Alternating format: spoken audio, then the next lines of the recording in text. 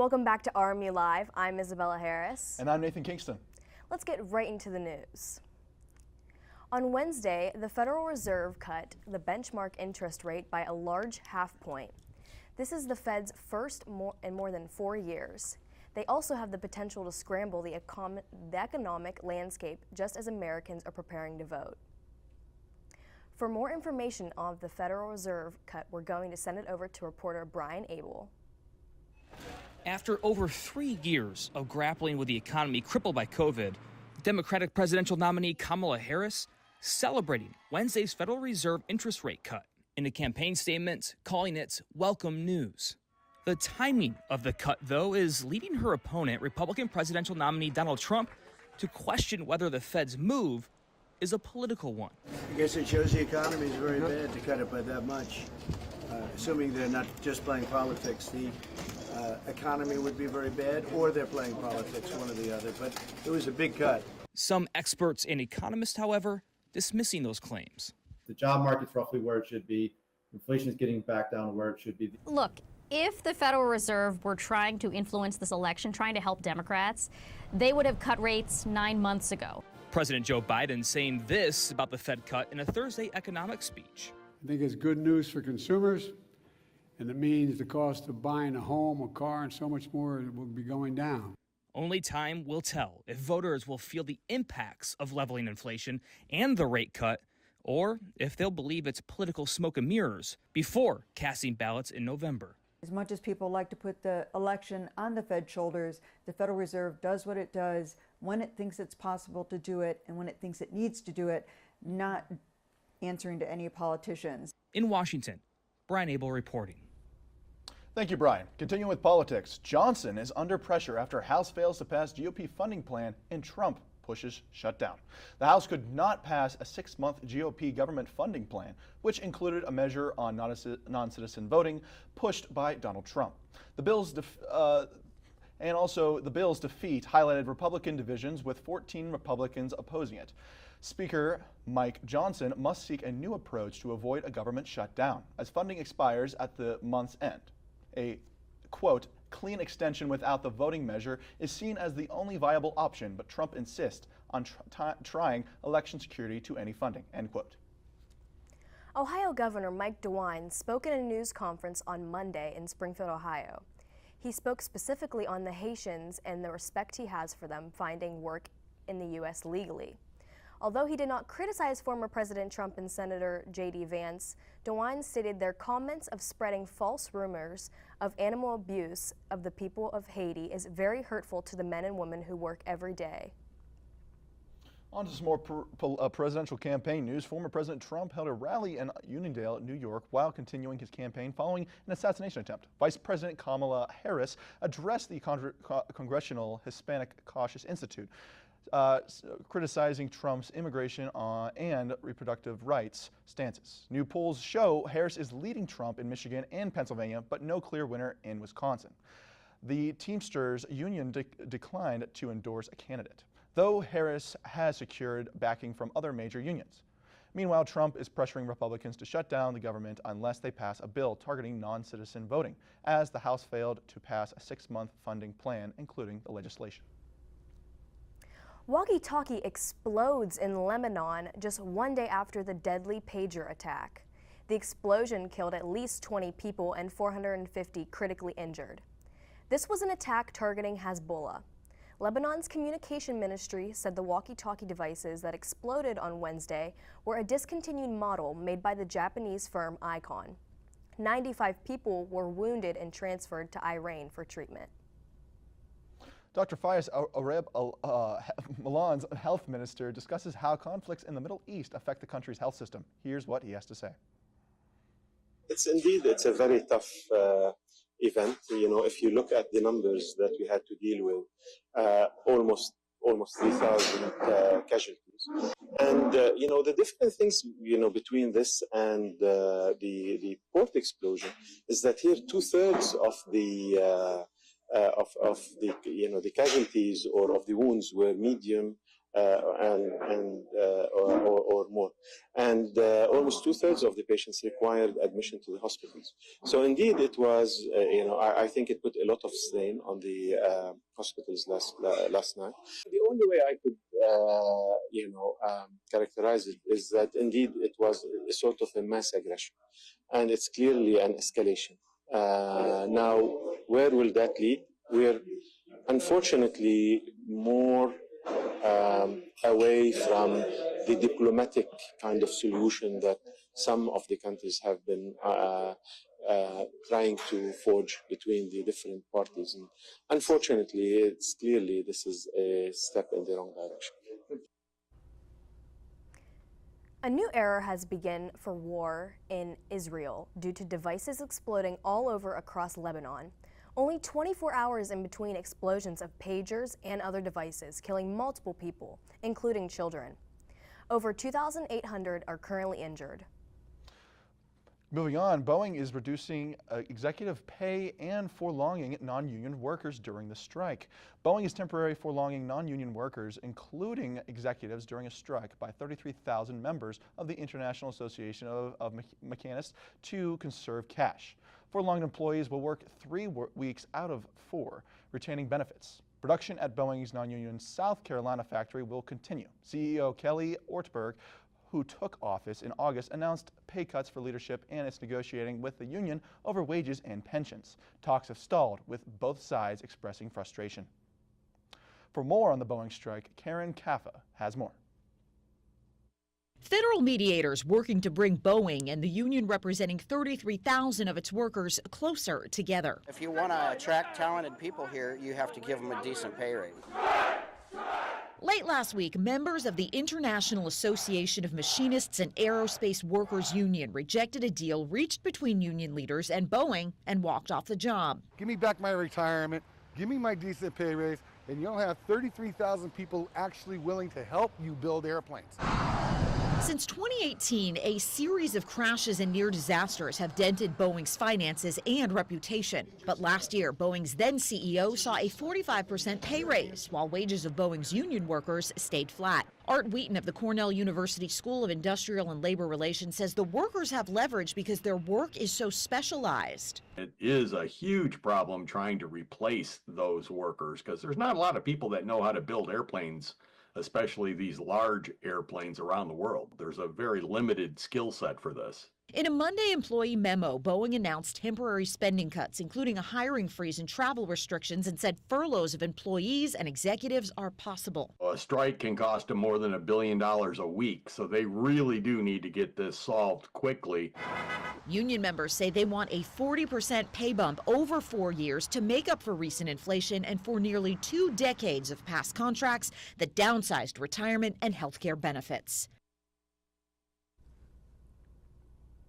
The United States led on nuclear fusion for many decades, but now China is in the position to win the race.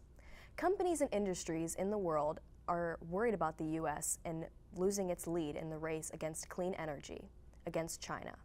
New fusion companies sprout across Beijing nearly outspends Washington, D.C. Sean Diddy, formerly known as Diddy, will remain in federal custody as he currently is pending charges of sex trafficking. On Wednesday, his lawyers failed to appeal the judge's decision to deny him bail. Combs can face up to a life in prison if convicted. He is set to appear in court on October 9th. Diddy's lawyer, Mark Agalifano, claims that he will appeal the ruling again. To get up to date on all RMU shows, go check out RMU TV on YouTube, Facebook, and RMUCenturyMedia.com for sports, news, entertaining productions, all made by students right here on RMU TV. Coming up after the break, we will see what happens in Pittsburgh and the surrounding area, so stay right here on RMU Live. Every day, millions of people are connecting. And even though we're overcoming obstacles, watching each other's backs, and banding together, we should still make an effort. We should still make an effort to get to know each other on a deeper level. Father, cosplayer, mentor, actor. It's time we take a step forward. It's time we take a step forward. Come together and discover how accepting our differences can make us stronger.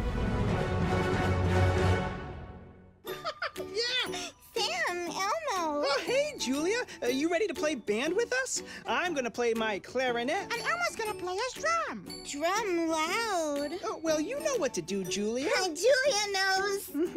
With Julia's autism, loud sounds can be too much. But she still loves to make music. Play band. Early screening for autism can make a lifetime of difference. Find out more at screenforautism.org.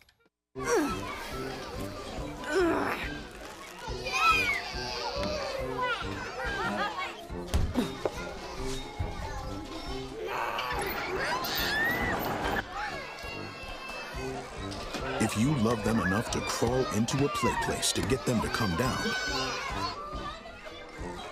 then surely you'll check nhtsa.gov/the-right seat to make sure they're in the right car seat. Can I get the now bar, please? $1. Have a good one. Got it. Hey, what's going on? Hey. Let me get a now bar. Sure.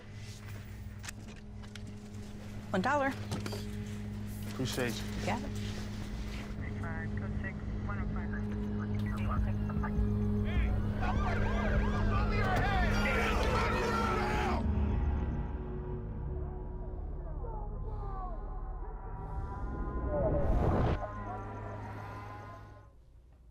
Welcome back to RMU Live. This week at our neighboring school district, a student brought a weapon to Moon Area High School on Wednesday. The superintendent claims that there was no threat on anyone on campus and law enforcement was alerted immediately. The weapon is in police custody and they have increased presence on the campus. Moon Township Police stated that they believe this has no relation to the social media threat that was made last week. During this time, there is no clarity whether the student will face charges or not.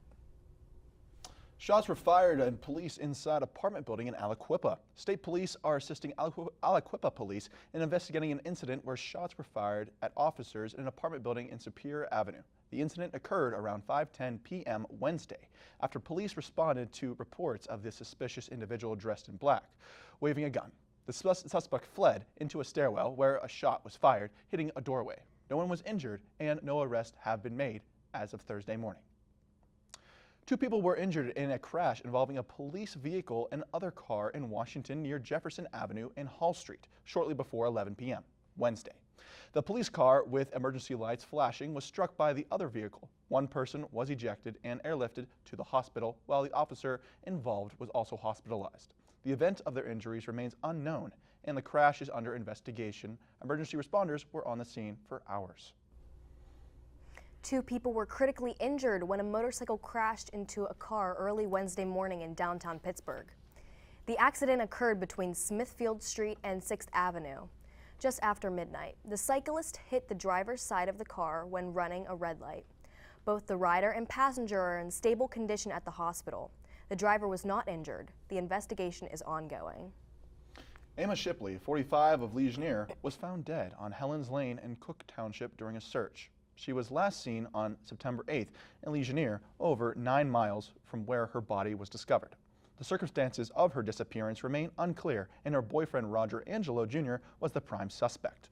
However, Angelo was found dead in his home from self-inflicted knife wounds just days after Shipley's body was discovered, and an investigation is still ongoing. Hundreds of people in Beaver Falls lost power on Thursday night after a car crashed into a pole. The road between 40th and 38th Street were closed due to several lines being out. The Beaver County Police said the driver was not harmed in the crash. Some Indiana University of Pennsylvania students are concerned about safety ahead of former President Donald Trump's rally on September 23rd, especially after recent assassination attempts. State Police, Secret Service, and local authorities are coordinating security. While some students plan to attend, others prefer to avoid the event due to safety concerns. The rally will be held at the Red Fly Arena, and IUP emphasizes that it is not an official university event. Doors open for the rally at 3 p.m. Monday, and Trump is scheduled to be on stage at 7 p.m. In Venezuela, AI news anchors aren't replacing journalists, they're protecting them. Venezuela Retweets is an AI-driven news show created to protect Venezuelan journalists from government crackdowns following Nicolas Maduro's disputed election. While AI is often seen as a threat, in Venezuela it offers safety as journalists face detention or worse for reporting the news. The show's creators emphasize that AI-generated anchors serve to protect, not replace, real reporters since the election. At least 16 journalists have been detained, with many still imprisoned or facing unclear charges. A Pittsburgh-based robotics toy company is being sued as Pennsylvania's Attorney General's office claims they did not fulfill over $2 million in orders of thousands of customers. The CEO of the company, Jacob Hancher, is also being sued. A new resolution would allocate $1 million in taxpayer money to fund the 2026 NFL Draft in Pittsburgh. Pittsburgh plans to host the 2026 NFL Draft with a proposal to allocate $1 million in taxpayer funds to visit Pittsburgh for marketing, businesses, preparation, and community greening.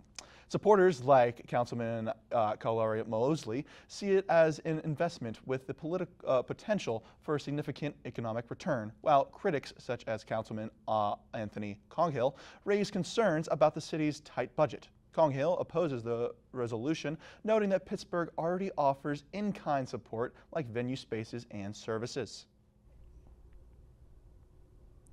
The roller coaster Siren's Curse is making its debut to Cedar Point and marketing as America's tallest and fastest tilt coaster in 2025. The coaster will stand at a peak of 160 feet. The fastest speed the train will reach is 58 miles per hour. The ride will be located across from the Iron Dragon and the Cedar Point Marina. Coming up after the break, and where you will see the next supermoon on RMU Live. Every day, Millions of people are connected And even though we're overcoming obstacles, watching each other's backs, and banding together. we should still make an effort. We should still make an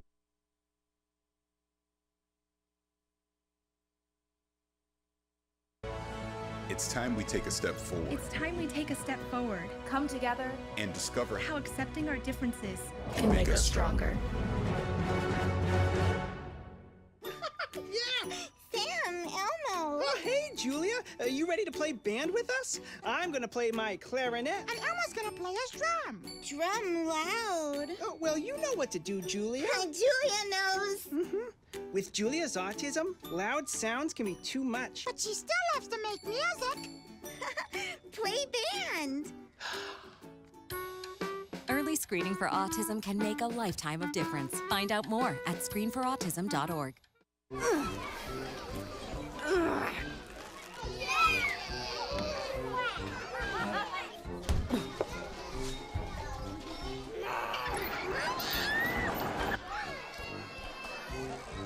If you love them enough to crawl into a play place to get them to come down, then surely you'll check nhtsa.gov/the right seat to make sure they're in the right car seat. Can I get the now bar, please? $1. Have a good one. Got it. Hey, what's going on? Hey. Let me get a now bar. Sure. $1. Appreciate you. Got it.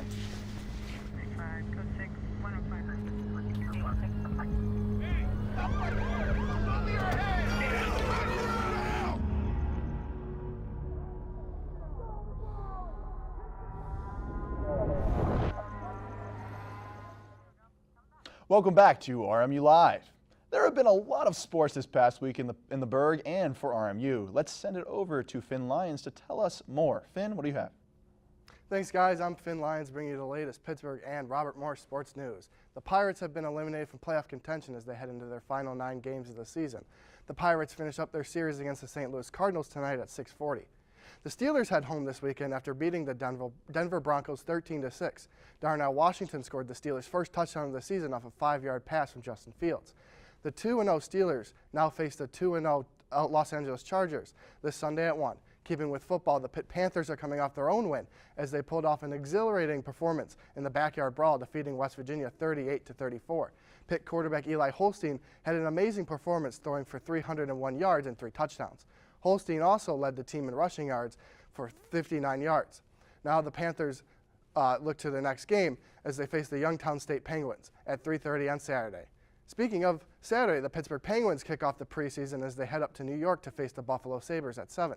The Penguins also have great news coming into the season as they signed captain Sidney Crosby to a 2-year deal worth $8.7 million per season. Now on to RMU sports. The Colonials dominated the Mercyhurst Lakers in football last week, putting up 55 points to the Lakers 28. Quarterback Anthony Chickett threw for 5 touchdowns and 307 yards in the blowout win. The Colonials head up to Staten Island on Saturday to face off against the Wagner Seahawks at 4. The Robert Morris men's soccer team is coming off a huge win this week, taking down the number 18 team in the nation, the Duquesne Dukes, 3-0. This is the first time the Colonials have beaten the Dukes in 9 years. The Colonials look to continue their 2-game unbeaten streak against the IU Indianapolis Jaguars on Sunday at 3. The women's soccer team is also coming off an in-conference win as they took down the Oakland Golden Grizzlies 2-1 on Tuesday. The Colonials continue in-conference play this Sunday against the Detroit Mercy Titans at 1. Finally, to volleyball, the Colonials head home after a rough performance in the Charleston Invitational, losing all 3 of their matchups. The Colonials look to bounce back tonight at home against the Canisius Golden Griffins. Tip-off is set for 6. That's all for me with sports. Now back to you guys. I'm excited to watch some RMU and some of the Steelers football games this weekend. Now, a woman and pro team is finally coming to Pittsburgh, and they just revealed their name and logo. The new women's soccer team in Pittsburgh, the Pittsburgh Riveters, will compete in the USLW League. Chosen through a community poll, the team name honors the iconic Rosie the Riveter, a symbol of resilience, unity, and courage. The logo incorporates Rosie, created by Pittsburgh native J. Howard Miller, and the team aims to inspire fans and young girls while creating a legacy in Pittsburgh sports. There might be a damper in your weekend plans, but we're going to send it over to Brett Magulik to hear more. Thank you, Isabella. Let's take it right to today's weather. As we look, it's a little bit of a hotter one today with a high of 87 and a low of 67, 55% humidity, and a chance of precipitation of only 8. So don't worry about rain, but it might be a little bit hot if you go on your early weekend activities. Let's take it over to the county and see what it's like the rest of the burg. So as we can see in the Pittsburgh area, it's about 82. If we head over east a little bit, it gets to about 83. If we head over to the west, or I apologize, if we head over to the west, it's about 83. Then if we head over to the east, it drops down to about 80. So about stable in all those areas, maybe a few degree difference or so. But if we head over to tomorrow, let's check out and see what tomorrow's forecast looks like as we go to a good college football Saturday. Again, about 84 degrees, drop down a little bit from today, low of 62, humidity about 63%, so a little bit sticky, but you do have that 45% chance of precipitation, so make sure you're watching your college football safely. If we go to the five-day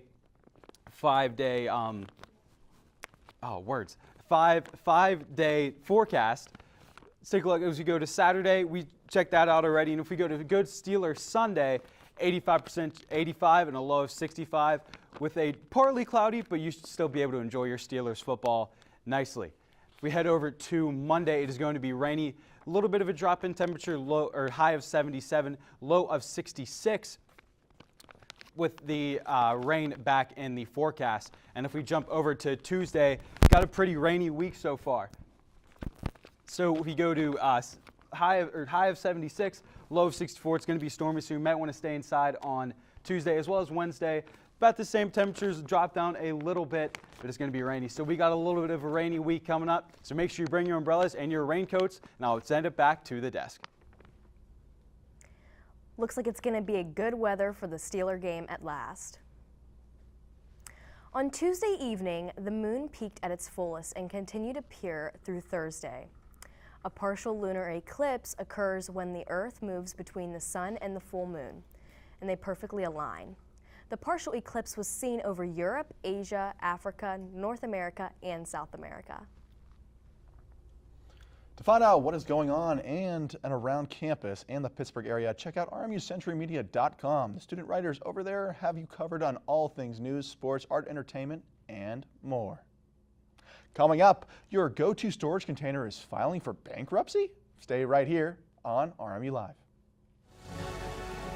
Every day, Millions of people are connecting and even though we're overcoming obstacles, Watching each other's backs. and banding together. we should still make an effort. We should still make an to effort. get to know each other. on a deeper level. Father, Cosplayer, Mentor. actor. it's time we take a step forward It's time we take a step forward. Come together. and discover How accepting our differences can make us stronger. Yeah, Sam, Elmo. Oh, hey, Julia. Are you ready to play band with us? I'm gonna play my clarinet. And Elmo's gonna play his drum. Drum loud. Oh, well, you know what to do, Julia. Julia knows. With Julia's autism, loud sounds can be too much. But she still loves to make music. Play band. Early screening for autism can make a lifetime of difference. Find out more at screenforautism.org.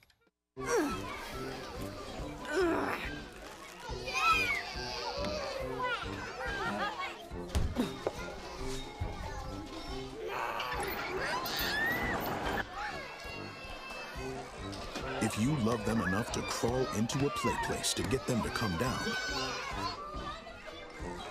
then surely you'll check nhtsa.gov/the right seat to make sure they're in the right car seat. Can I get the now bar, please? $1. Have a good one. Got it. Hey, what's going on? Hey. Let me get a now bar. Sure.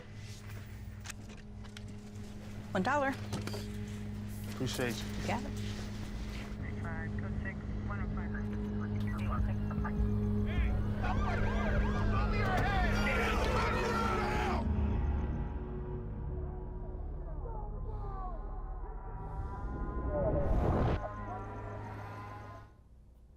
Welcome back.